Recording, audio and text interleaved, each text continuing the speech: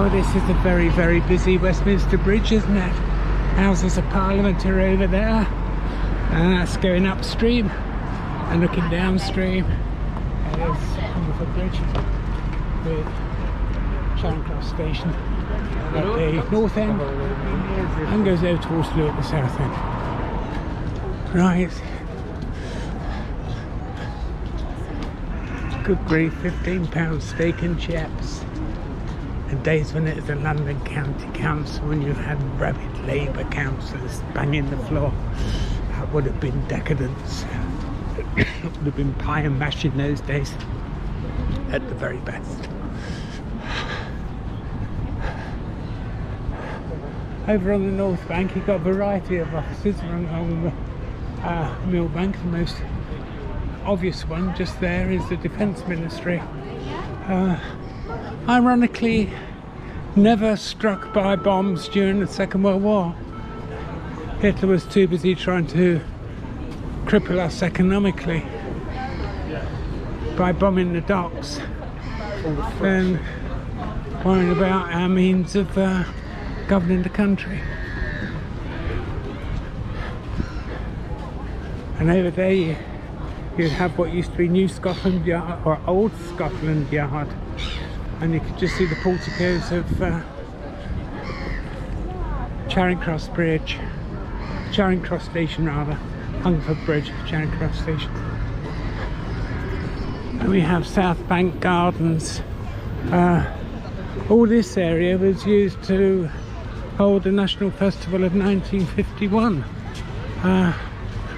Britain's positive action to get away from the gloom and doom of post-war depression, rationing, rebuilding, burying, mourning dead.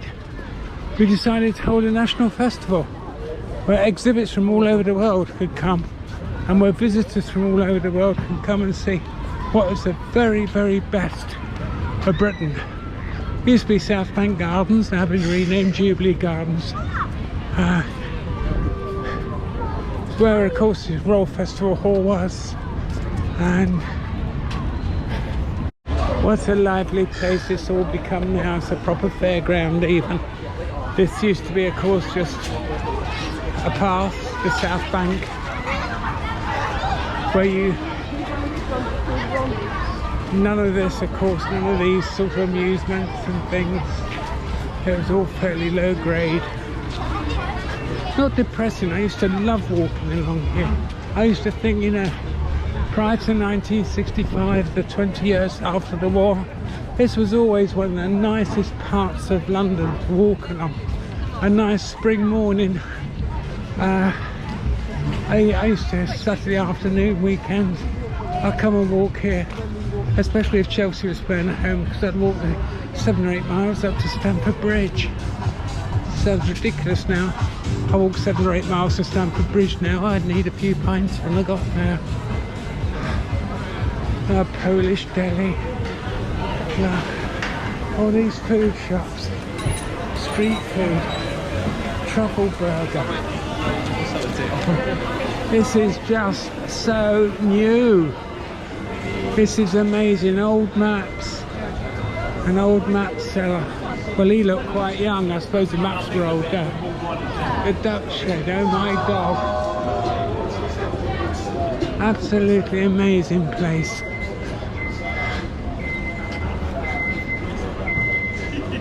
And this is the South Bank Centre.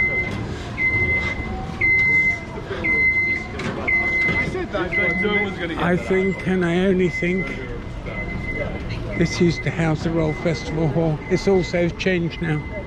The Royal Festival Hall was built at the time of the National Festival, 1951. It used to comprise 3 theatres. The main theatre was Sinfonia, with 2 smaller theatres that were music, piano, violin, concerto type musics. And I used to just love when I was about 16. First started becoming aware that there's a little bit more than the Rolling Stones and the Beatles. Is where I used to come and be cultured, if you like. And you had that brilliant conductor of the London Symphony Orchestra, Andre Previn, who I was privileged to meet. On the South Bank, this is now the National Theatre. Rather a modern building before my time. Can't remember what it was in my time. It would have been old, brown, decrepit. Now it's new, grey and decrepit.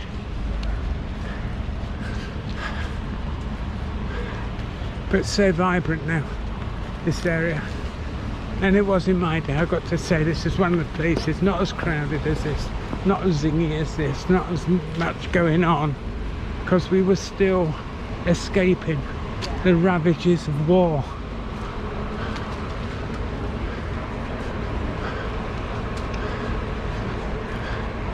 But amazing place, just love it. Your view of that, and there they weren't allowed to advertise what their product, so they got around it by making the windows spell OXO. You just see the grey tower rising behind us, one of the old towers of the OXO building. Well, what used to be the OXO tower is now the OXO wharf and the OXO tower buildings, and you got all these galleries. I mean, we haven't been going a mile yet from Westminster Bridge, just over a mile. Cafe Nero. Join the end. Let's get back over to the river. There's lots of traffic this side. Can we walk around here? I think we can.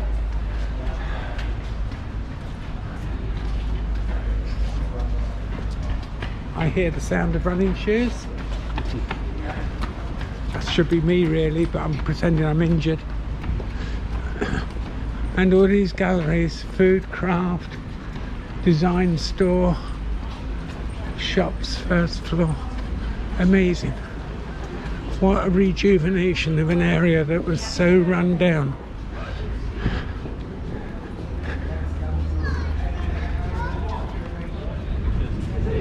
If I sound slightly fond and proud of London, I am. I think it's an amazing city. So it is judged by the United Nations to be the largest urban forest in the world,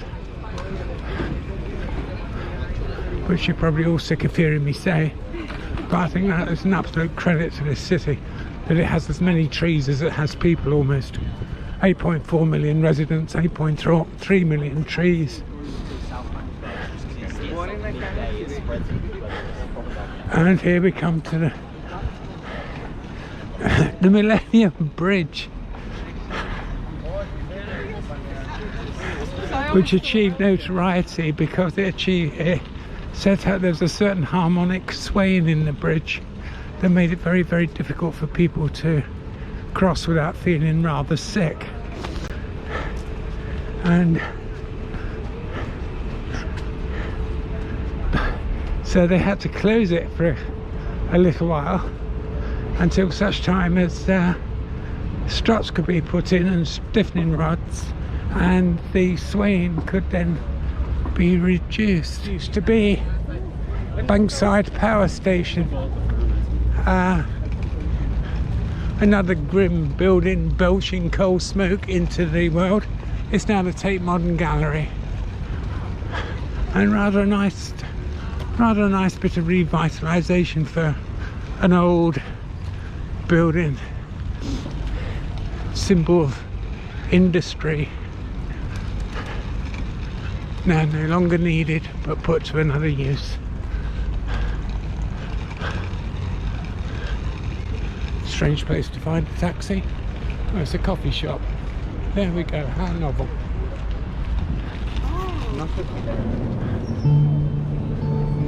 And another very, very old and historic building. We're coming to the Globe Theatre, Shakespeare's Globe. I think it's one of the only buildings now that is allowed to be thatched in London. although that roof is tiled. There are parts of it still thatched, and it required a special license. And yes, you know, Romeo and Juliet and is currently being played here, but a regular haunt of theatre goers. And now we come to Southwark Bridge, which I always used to think about childhood as the bridge that went from nowhere to nowhere. You go down to Lower Thames Street on you have Lower Thames Street on one side, and it goes up to Stoke Newington Road, not Stoke Newington Road, what am I talking about? Goes up to Butts Road on this side, and really doesn't connect anything to anything except Southwark to London, because Southwark used to be how lovely. I do love London street buskers. Class.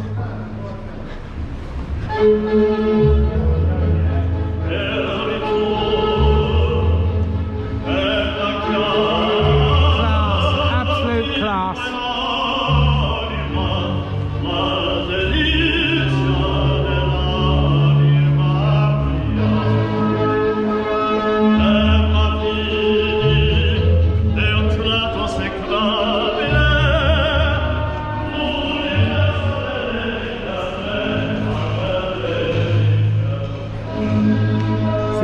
Elsewhere you get rock and roll, here you get the arts. And this is Clink Street, and it gives us a name that we use today, because down Clink Street there used to be a prison situated this side in Southwark, mostly to catch all those that was escaping from the north side. So they go over to the south, they think, hello, we're free, and they find they're not free. They've just been nicked again. And that's why modern day slang for prison is clink. This is where clink comes from, Clink Street. And now we're coming to Southwark Cathedral, one of the oldest cathedral sites in London. It actually predates St Paul's. There's been cathedrals around here for 1,000 years. Try and get a better view of it. There's the Shard up there. Not quite a cathedral, except a cathedral to capitalism, I suppose. And there we have Southwark Cathedral there. Beautiful building. Absolutely lovely. So it's not as well known as the one on the North Bank with Sir Christopher Wren's dome, but it's been a site of Christianity in London for over 1,000 years.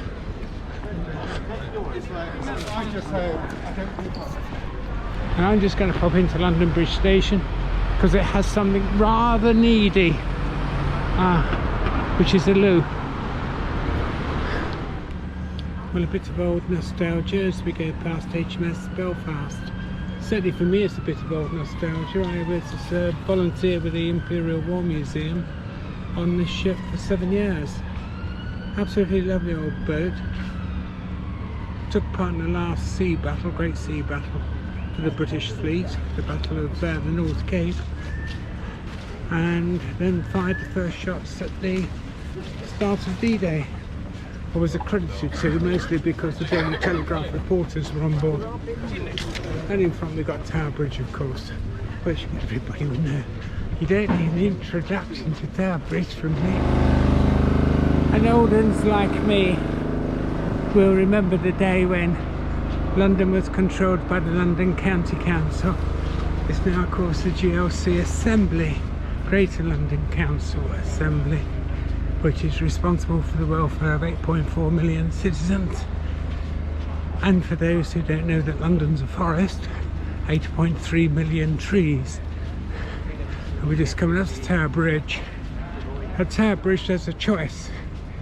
So I take the North Bank over there, or the South Bank over here.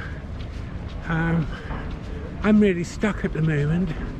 The North Bank goes through Shadwell Basin. Neither is particularly attractive. The South side goes through Bermondsey.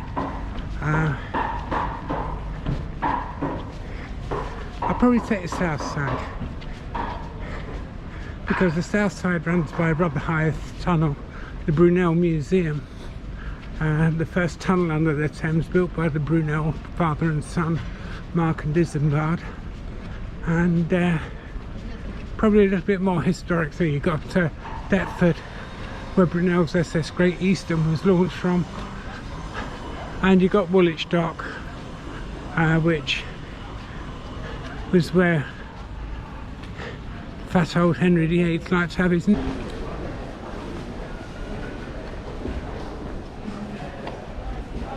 We're now east of Tower Bridge in places. This is quite fascinating because when I lived in London, of course, most of this was derelict, bombed out shells, or somewhere where, you know, still bearing the scars of the Blitz that was particularly aimed at the London docks. So very interesting for me to come along here now. And it's never used to exist, of course, because these walls extended to the shore of the Thames, the bank, and this would have been, what we're now walking on, would have been a network of small railways, cranes, jibs, all taking stuff off the ships, off the lighters. They were called lighters because once they got up this far up the Thames, it started, the big ships could no longer get up, so they offloaded into smaller ships called lighters. So this is just downriver from Butler's Wharf. This is all these new developments and riverside dwellings. Absolutely beautiful. It is so lovely to see the city develop like this. And there's the Uber boat, one of the Thames Clippers, that goes from Westminster to Greenwich. And there's Tower Bridge behind us, the City of London behind Tower Bridge.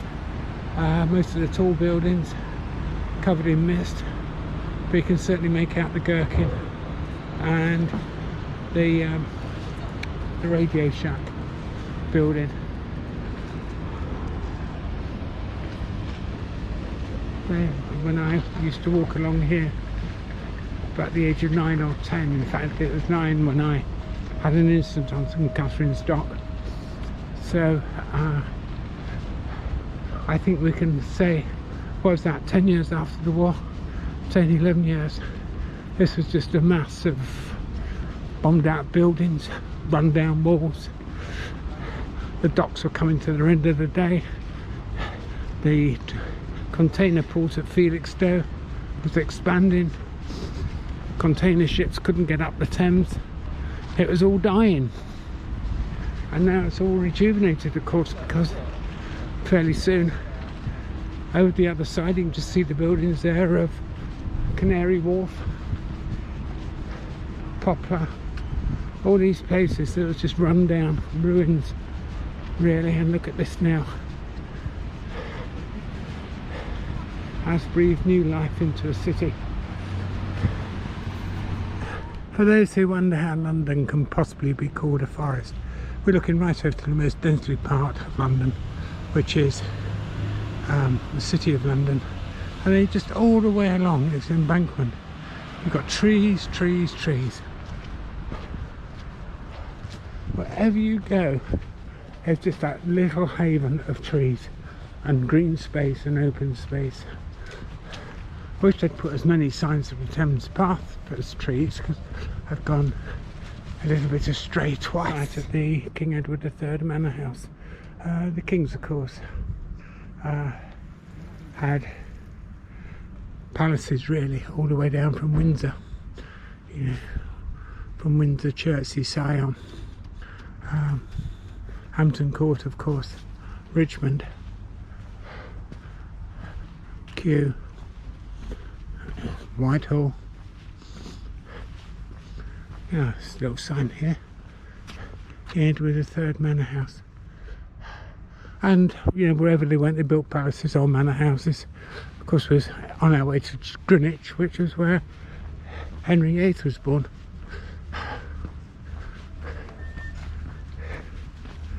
Going up to Rotherhithe Station. Rotherhithe, of course, the Rotherhithe Tunnel, as I mentioned before, built by the Brunel father and son, Mark and Isambard. Isambard extremely badly injured in that construction, sent to Brighton to rest and recuperation, but young Isambard found too much recuperation, so his father shoved him off to Bristol, where he entered a competition to design a bridge that we now know is that most beautiful monument to him, called the Clifton Suspension Bridge. Lots of signs here. St Saviour's Dock, Rotherhithe Village, Rotherhithe Station. Well, presumably nothing to say where the Thames Path goes. It goes back that way, it doesn't say which way this way. Tower Bridge 1 mile, St Saviour's, Rotherhithe. Well, I'm going this way, to hell with it. Keep the river to the left as much as possible. And this is the King's Stairs, of course. This will be the stairs leading from the pontoons to allow the King to access his manor house.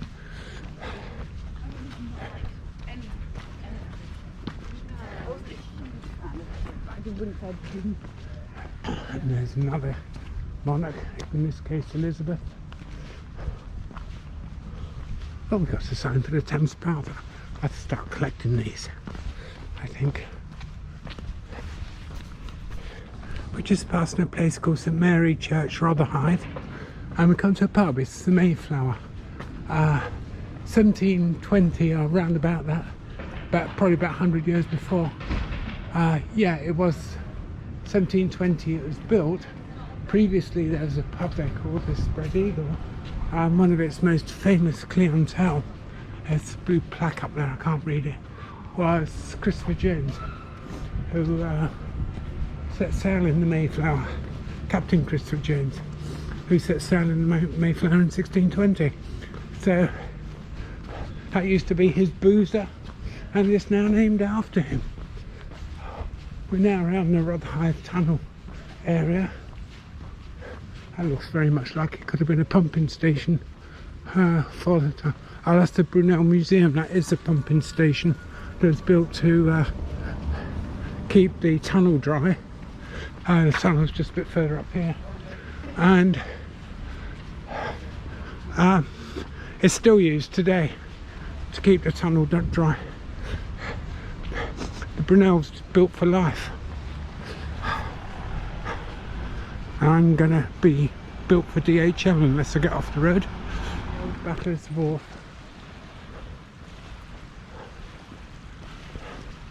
It's amazing how much of this side of the river survived, considering the sheer tonnage of bombs that was dropped on the other side, on the poor old East End of London.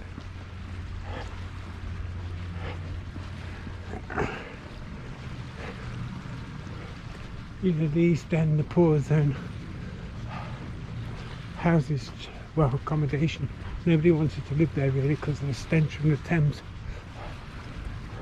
So only the poorest migrated to the East End in the 19th century as London expanded. And then in the 20th century, the West End became fashionable. Everybody lived around the West End. And the poor old East End was neglected, but not by the Luftwaffe, aiming for London docks and dropping their bombs in a ribbon all across the wharves of Poplar, Limehouse, Shadwell, St Catherine's Dock. Just, one can't imagine the butchering that must have gone on. Yeah. I'll take a video of it if I can.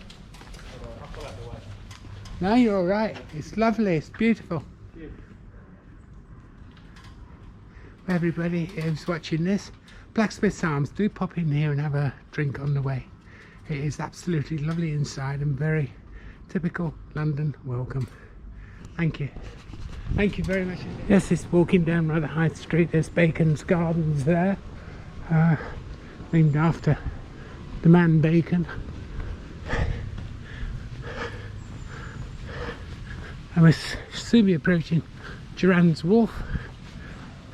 What a lovely little street this is now. This used to be just, well, all these used to be just wharves, warehouses, rubbish, the smell of fruit, of course, because most of the nation's imported fruit used to come through the Port of London. So the smell of fruit would always be hanging around on these Dockland streets.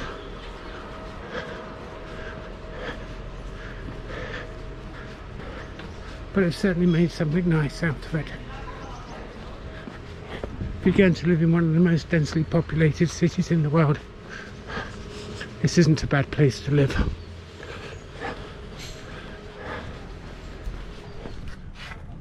And this is Surrey Docks Farm. Very lovely. Lovely little gardens. No public toilets, so I was really pleased that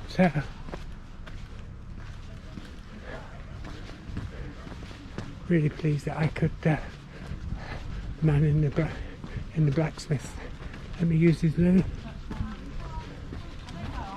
This sort of, yes, there's farms, farm buildings, real farm animals.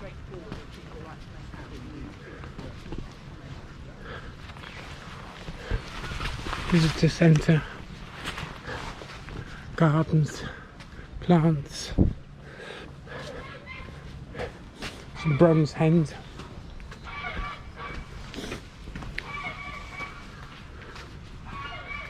Lovely, absolutely lovely, just squeezed in.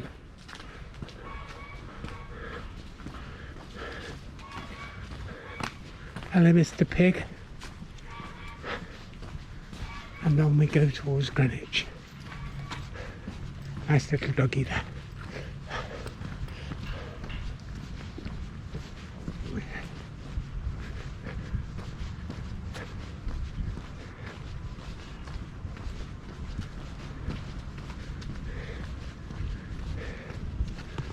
Another nice view of the Thames. I suppose what, there must be Shadwell over there. And just in the distance, difficult to see with this low cloud and drizzle, but just in the distance we come in, you can see the towers of Canary Wharf. This is Hayes Court. I believe somewhere around about here it used to be the home of Samuel Pepys, but just arrived here after a rather confusing diversion from the Thames, unsigned of course. Just saw me having a very splendid walk through a children's playground, wondering which worn path I should take next, but now we got a sign again, and very useful sign as well. I was beginning to wonder where we were. We're coming into quite a down market area of London, which is Deptford High Street, so hopefully things are going to get a little bit more pleasant again. But I can't say the signposting on some of these stretches rings or earns many applauds. Some of it is quite appalling for a national trail. Well, after a miserable walk down Deptford High Street, finally at the end of Deptford, which you see all over there, finally, courtesy of this nice new bridge in this nice new building, we've rejoined the Thames. It looks as though I've managed to lose a great deal of the Thames path, but just give direction, that's looking back towards Tower Bridge. I'm going to pan around now towards Deptford. towards Greenwich, and you can just almost see the towers of Canary Wharf over there, but it is very grey. And here we come to the Cutty Sark. Actually ran round this during the London Marathon and the Great London Half Marathon.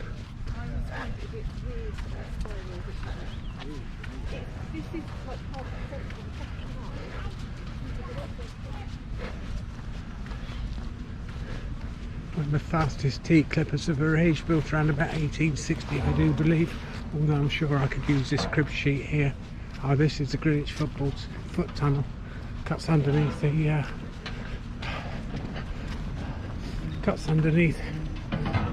Thames to the Isle of Dogs, which is the other side. Isle of Dogs, so called where Henry VIII had his kennels. He's like coming to Greenwich, well, probably when he started to get a bit low on deer to hunt in Richmond Park. Float down here and hunt a few more. You start to see the buildings of the Royal Naval Dockyard. And the Royal Naval Dockyard, not Royal Naval Dockyard, the Royal Maritime Museum and the Royal Naval Academy, as it used to be, now part of Greenwich University. Another view of the Royal Maritime buildings, and as we pan round over there, we see the O2 building coming into view. The London Dome, as it is called, Millennium Dome, Tony Blair's dream of a project to celebrate the millennium. And like any theme park run by civil servants, a total absolute waste of time and money and energy, but now houses the O2 Arena at the Dome. Finally, and another little bit of grot going around the Victoria Deep Water, but not too bad at all. Now there's supposed to be a station. We certainly didn't have that when I was a kid. This is the cable car. It connects North Greenwich over to, what would it be, Silvertown, I suppose. Oh, it goes all the way to the Excel Centre, doesn't it? So you can come into North Greenwich, you can go to the O2 Centre, you can do a concert, and then you can go and do an exhibition. Ride I've always promised myself, really. Certainly wasn't around in my day. In my day, all of this was just a mud plaza. There was the odd boat, the odd lighter parked up, but otherwise it was just mud. Now, wow, onto the Thames Barrier, which this handy sign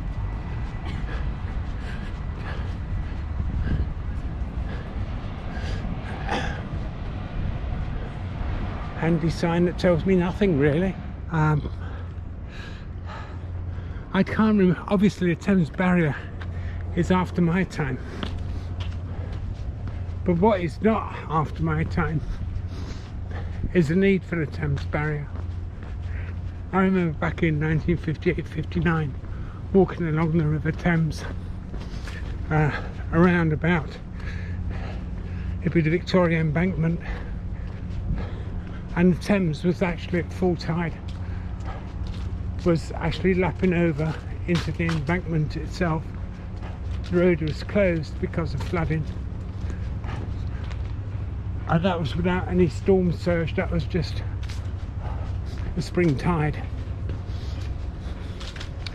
London is sinking, sea levels are rising. What it would be like now for that same spring tide, goodness only knows. And a storm surge, especially one like we had in 1953, would lead to a complete inundation, costing billions of pounds of damage.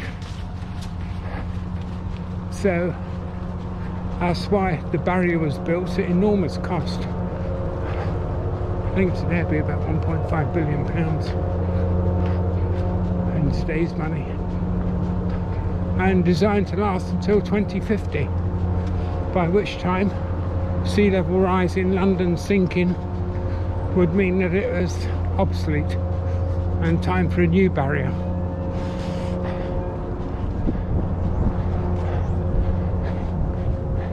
I think one of the things with walking the Thames that you can see is that once you get downstream of Tower Bridge, you start to see the full width of the Thames. From Tower Bridge upstream, the Thames has been tightly channelled, especially along the Victoria Embankment, houses the Parliament and St Stephen's Gardens alongside the House of Parliament. In fact, the Victoria Embankment took about 20 feet off the width of the Thames at least, or 20 metres, I'm not sure. And it was actually built partly to facilitate the building of London's sewer network, designed by Sir Joseph Bazalgette, and a huge urban infrastructure project of its time.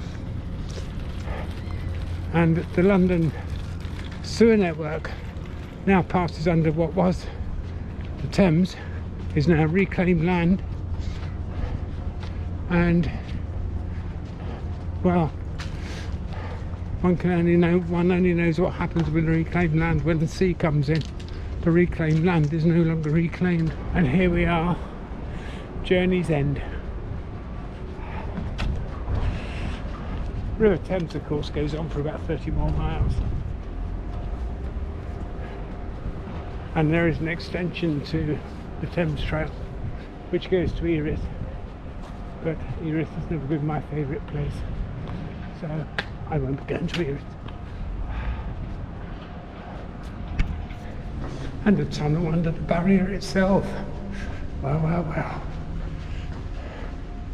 Just a little bit further to extend the walk for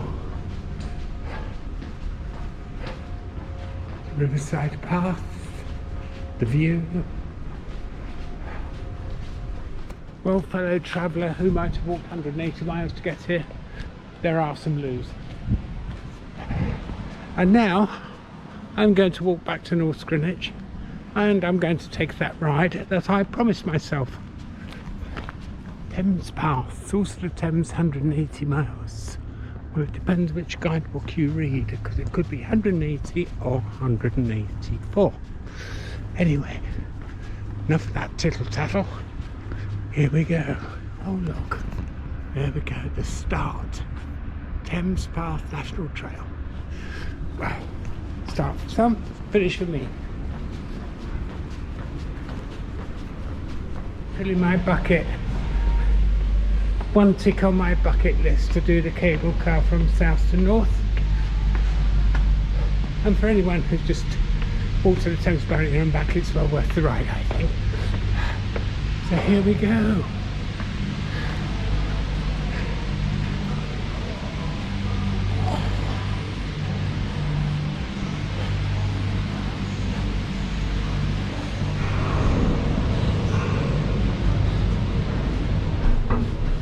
And you can see the Thames Barrier looks so close, doesn't it? But they got there all right, hope I do. It's just that you can see it going up that makes it sort of jittery. It goes up very high, well, 300 feet. At least won't know anything if it broke. Long way down there. Ship using the Thames. I don't think I want to rock this thing really. Here we go, we're over. We're at the high point. Were these people coming back? Looking terrified, not surprised.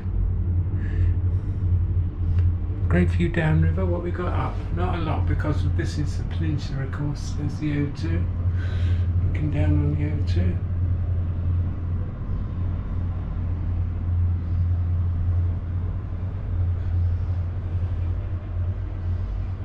Here we go.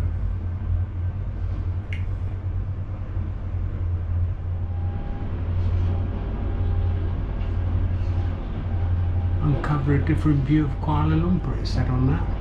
Blimey, we have travelled a long way.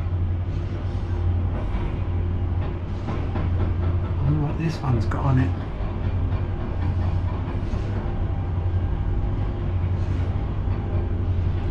Look at Myanmar through fresh eyes. Blimey, I thought it was London. Hello, Myanmar. And now, sadly, viewer, we are on the descent.